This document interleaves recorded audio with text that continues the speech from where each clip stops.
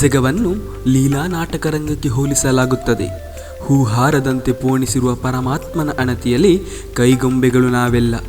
ನೋವು, ನಲಿವು, ಯಾತನೆ, ನರಳಾಟ, ಆತಂಕ, ಮತ್ಸರ, ದ್ವೇಷ, ಅಸೂಯೆ, ಪ್ರೀತಿ, ಪ್ರೇಮ, ಪ್ರಣಯ, ಆನಂದ, ಸರಸ, ವಿರಸ, ವಾತ್ಸಲ್ಯ, ಮಮಕಾರ, ಕರುಣೆ, ಹೀಗೆ ದಿನಕ್ಷಣವು ಒಬ್ಬೊಬ್ಬರದು ಒಂದೊಂದು ಹಾವಭಾವದ ಸಮ್ಮಿಲಿತ ವ್ಯಕ್ತಿತ್ವ.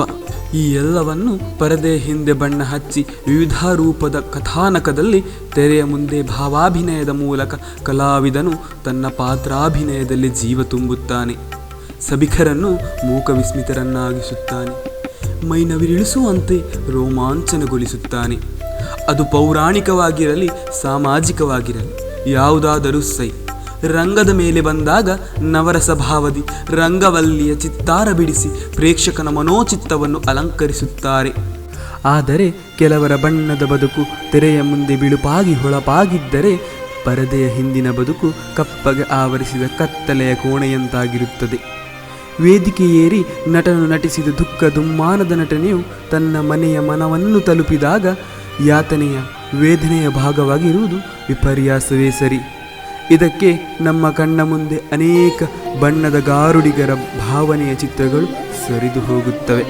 ನಮ್ಮಲ್ಲಿ ಕಲಾವಿದರಿಗೆ ಪ್ರೋತ್ಸಾಹಕ್ಕೆ ಕೊರತೆ ಇಲ್ಲ. ಅದೆಷ್ಟೋ ಸಂಘ ಸಂಸ್ಥೆಗಳ, ಸಂಘಟನೆಗಳ, ಪೋಷಕರ ನೇತೃತ್ವವಿದೆ. ಸರಕಾರದ ಬೆಂಬಲವೂ ಇದೆ.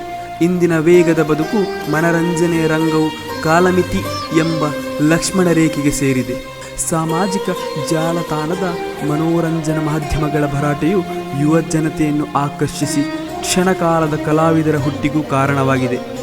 ಇದು ಸ್ವಾಗತಾರ್ಹ ಸಂಗತಿಯೇ. ಆದರೆ ಕೆಲವೊಂದು ಒಣಪ್ರಚಾರದ ಪ್ರತಿಷ್ಠೆಯ ದಾಸರಾಗಿ ವೈಯಕ್ತಿಕ ನೆಲೆಗಟ್ಟಿನಲ್ಲಿ ಸಿಲುಕಿ ಒದ್ದಾಡುತ್ತಿವೆ. ಜನ ಮೆಚ್ಚುಗೆ ಪಡೆದು ಒಂದು ಕಾಲದಲ್ಲಿ ಮಿಂಚಿದ್ದ ರಂಗಾ ಕಲಾ ಮೇಳಗಳು ಇಂದು ರಾಜಕೀಯದ ದಳವಾಗಿ ಪರಿಣಮಿಸಿವೆ.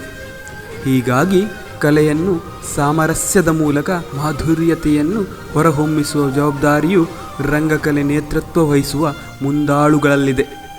ಕಲೆಯೇ ಜೀವ ಎಂದು ಜೀವನವನ್ನೇ ಮುಡಿಪಾಗಿಟ್ಟ ರಂಗಪಟುಗಳಿದ್ದಾರೆ. ಗಂಟೆಗಿಷ್ಟು, ದಿನಕ್ಕಿಷ್ಟು ಎಂದೆಲ್ಲ ಸಂಭಾವನೆಯ ಬಹುಬೇಡಿಕೆಯ ರಂಗಕರ್ಮಿಗಳೂ ಇದ್ದಾರೆ. ಆದರೆ ಈ ಹೊತ್ತಿನ ಸಾಂಕ್ರಾಮಿಕ ಕೊರೋನಾದ ಕರಿಛಾಯೆಯಲ್ಲಿ ಬಡತನದಲ್ಲಿ ಅರಳುತ್ತಿಹ ಪ್ರತಿಭೆಗಳ ನಟನೆಗೂ ಕುತ್ತು ಒದಗಿ ತಮ್ಮ ಬದುಕಿನ ದಾರಿಗೆ ಮಸಿ ಬಳೆಯುವಂತೆ ಮಾಡಿದೆ. ವರ್ಣಮಯ ಬದುಕಿನ ಕನಸನ್ನು ಕಂಡು ತಮ್ಮನ್ನು ನಂಬಿದವರನ್ನು ಮುನ್ನಡೆಸುವ ಜವಾಬ್ದಾರಿಗೆ ಕೊಡಲಿಯೇಟು ಬಿದ್ದಂತಾಗಿದೆ.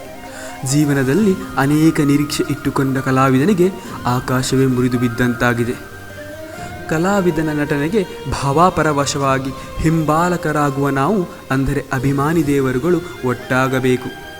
ಕಲಾವಿದನ ಬದುಕಿಗೆ ಆಸರೆಯಾಗಬೇಕು.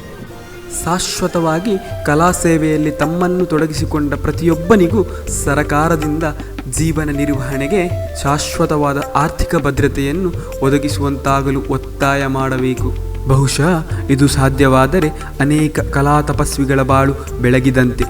ಆಕಸ್ಮಿಕವೋ ಅಥವಾ ಯಾವುದೇ ಸಂದರ್ಭ ಸನ್ನಿವೇಶಗಳನ್ನು ಕಲಾವಿದರು ಎದುರಿಸುವಾಗ ಅವರಿಗೆ ಆತ್ಮಸ್ಥೈರ್ಯವನ್ನು ತುಂಬುವ, ಬೆಂಬಲವನ್ನು ನೀಡುವ ಮಹದುಪಕಾರವನ್ನು ನಮ್ಮಿಂದಾದಷ್ಟು ಪರಿಪೂರ್ಣತೆಯಿಂದ ಒದಗಿಸಬೇಕಾಗಿದೆ. ಇಷ್ಟಾದರೆ ಕಲಾಮಾತೆಯ ವರಪುತ್ರರ ಜೀವನವು ಹಸನು. ನಮ್ಮ ಕಾರ್ಯದ ಕಳಕಳಿಗೂ ಬೆಲೆ ಸಿಕ್ಕಂತೆ.